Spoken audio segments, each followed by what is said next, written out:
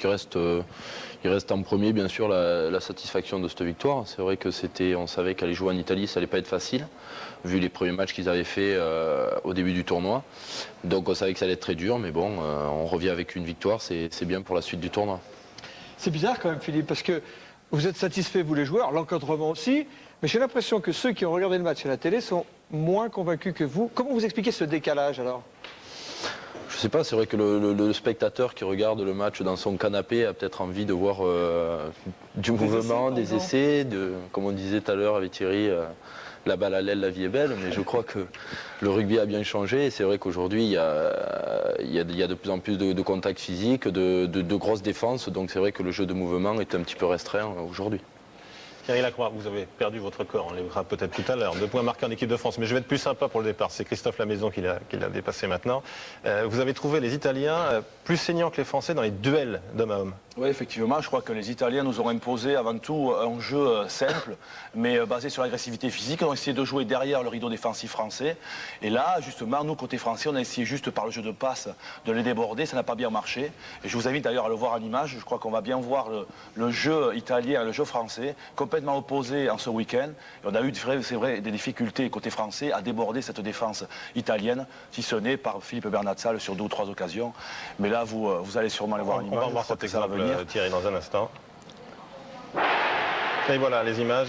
C'était donc, voilà, donc on voit Loticero, le pilier, là, systématiquement qui va chercher la défense française. On passe la balle après le contact et on essaie de défier ces Français au niveau du contact. Ballon porté, c'est individuellement parfait. Voilà, encore une autre fois avec Bergamasco. Par contre, côté français, c'est un jeu très latéral, de passe, où même les Italiens défensivement avancent toujours, l'esprit d'avancer.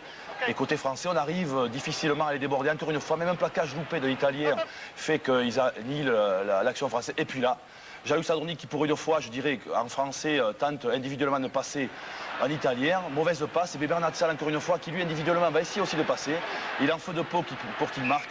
D'ailleurs, monsieur l'arbitre ne doit juste l'intercepter que dans les derniers arrêts. Mais je crois que, effectivement, aujourd'hui, ce week-end, l'équipe de France a pêché au niveau de l'agression, je dirais, et du défi individuel. Le principe de trouillardise de Chaynez, on verra tout à l'heure. On va regarder en attendant le résumé du match concocté par Cédric Bonnet.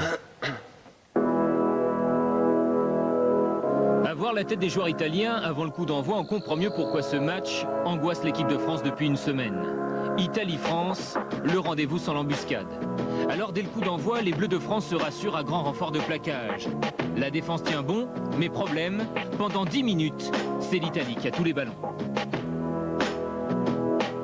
Je ne sais toujours pas pourquoi on n'arrive pas à faire de bonnes entames, mais enfin, c'est amusant. Enfin, il y a 15 jours, on a mis 60 minutes à rentrer dans le match. Là, on a mis quand même beaucoup moins. 14 minutes exactement. Menés 3-0, les Français enchaînent dans le camp italien. Et puis, un vieux joueur de 34 ans prend tout le monde de vitesse. Jean-Luc Sadorni, intercalé, marque le premier essai du match. Sur un bon au milieu de terrain, on revient petit côté. Et, il y a une ligne blanche, une bonne défense, un bon premier rideau. Et Titou tape derrière ce premier rideau. Et bon, je récupère, j'ai beaucoup de chance parce que je récupère le rebond. Et je prends un contre-pied Stoïka et je marque. 7-3 pour la France, le match a enfin démarré. 10 minutes plus tard, une 89 et Fabien Galtier s'échappe. Il trouve à hauteur Jean-Luc Sadorni, encore intercalé. Il reste un défenseur, mais Philippe Bernazzal a suivi sur son aile pour marquer comme à l'entraînement. 2 essais pour la France, mais pas de quoi pavoiser pour autant. Pendant ce temps-là, en effet, Diego Dominguez, l'ancien retraité du rugby italien, enchaîne tranquillement les pénalités. 100% de réussite, la première période se termine. France 14, Diego Dominguez 9. Côté français, on ne s'inquiète pas. Si la France continue sur sa lancée, le match est gagné. Mais voilà, les Bleus ne trouvent plus les intervalles et commencent à s'embourber. Pas le choix, il faut tenter les pénalités. Mais à l'image de l'équipe de France, Titou Lamaison accumule les occasions manquées. 5 au total. C'est vrai que j'ai eu des coups de pied relativement faciles, à des moments opportuns. Et puis bon, ils sont passés à côté. J'étais drôlement gêné par ce ballon. J'ai envie de reprendre une phrase que m'a dit Diego Dominguez à la fin du match. Il m'a dit que c'était la mierda, donc je crois que ça veut tout dire. 23-12, la France mène au score mais tarde à s'imposer. Il reste 8 minutes de jeu, même le réalisateur italien n'y croit plus. Et pendant qu'il teste sa caméra posée sur la grue du chantier d'à côté, l'Italie contre-attaque et un point blanc marque un essai. Décryptage. Je vois Diego qui rentre, ensuite un centre qui vient croiser avec lui. Et donc je laisse le centre pour Titou. J'essaie de prendre Diego et puis en fait il fait rejouer encore après lui. Donc je me fais avoir. Après ce coup de pied à suivre de Dallan, c'est finalement Perziano qui aplatit. 23-19, l'Italie est relancée. À la dernière minute du temps réglementaire, après cette charge d'Olivier Magne, le ballon est toujours disponible. La défense italienne n'est pas replacée et Bonetti s'envole pour son premier essai international. Sébastien Bonetti libère enfin l'équipe de France qui s'impose laborieusement à Rome 30-19. La France évite de justesse le piège italien. Philippe Bernatsal, notre invité, on s'est pris les pieds dans les spaghettis. Il y a une petite faute d'orthographe, hein, on t'en voudra pas, Genève. Pierre. Bon, Philippe Bernatsal, il y a d'abord une chose qu'il faut dire et rappeler, c'est qu'après cette victoire, l'équipe de France est toujours en course pour la victoire dans le tournoi des 6 nations.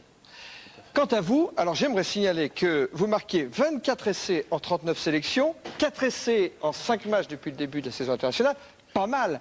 Pas mal pour un joueur qui ne faisait pas partie de la première sélection de Bernard Laporte quand il a pris en main les affaires de l'équipe de France. Aujourd'hui, vous revenez, vous êtes titulaire, vous marquez des essais, personne ne met en cause ni votre talent. Alors, ça veut dire que vous avez pris du poids? Ouais, 500 grammes à peu près en 4-5 ans. Ah, ben voilà, c'est peut-être l'explication. Non, du poids, toujours pareil. Hein. Je crois que je serai toujours un style de joueur entre 77 et 80 kilos. Donc dans le rugby moderne, il reste encore de la place pour les ailiers de débordement. On va revoir d'ailleurs vos 3 essais dans le tournoi. Nous allons commencer donc par ce France-Écosse. Là, vous marquez même 2 essais. Celui-ci qui va être accordé et un autre qui n'a pas été accordé par l'arbitre à cause de la vidéo. Vous vous rendez compte, à cause de la vidéo. Ça, c'est le premier essai. Nous arrivons en Irlande, Philippe, et là ce jour-là, c'est un jour historique pour vous parce que vous avez ce jour-là, 31 ans. voilà, le jour de vos 31 ans, vous marquez l'essai d'équipe de France. Et hier à Rome, vous marquez encore un essai pour l'équipe de France, ce qui veut dire que vous êtes en course pour le grand chelem des essais dans le tournoi. Ben oui, pareil. Oui. Il reste, donc ça fait 3 matchs, il en reste 2. Et si jamais j'avais la chance de marquer dans les 2 matchs... Vous aviez failli réussir il y a quelques années. Hein, oui, il y a quelques années, il y a 2 ans je crois, et on joue le dernier match au Pays de Galles à Wembley et on gagne 51-0. Et c'est le seul match où j'ai pas marqué d'essai. Alors, Philippe, il y a eu une petite nouveauté à l'occasion de ce France-Italie. C'est un entraînement sans ballon. J'aimerais qu'on revoie d'ailleurs ces images sur un montage et une idée de Maxo et de Cédric Baudou. Ça, c'est tout à fait nouveau. C'est la première fois que vous faisiez ça? Ouais, c'est la première fois. Ben, ça, c'est la veille du match. Il faisait très mauvais à Rome. Et donc, en arrivant sur le terrain, Bernard Laporte a dit qu'on allait laisser le ballon pour pas accélérer. Donc, on en a rigolé un petit peu parce que c'est vrai que toutes les combinaisons étaient parfaitement jouées, les lancers en touche étaient très droits et arrivaient bien dans les bras du sauteur, donc c'était parfait. C'est facile, hein, Thierry, le rugby sans ballon. Hein. J'aurais bien aimé le goûter celui-là. Ils sont pas mauvais d'ailleurs sans ballon. Hein. Ah ouais, non, on avait tout réussi, c'était très bien.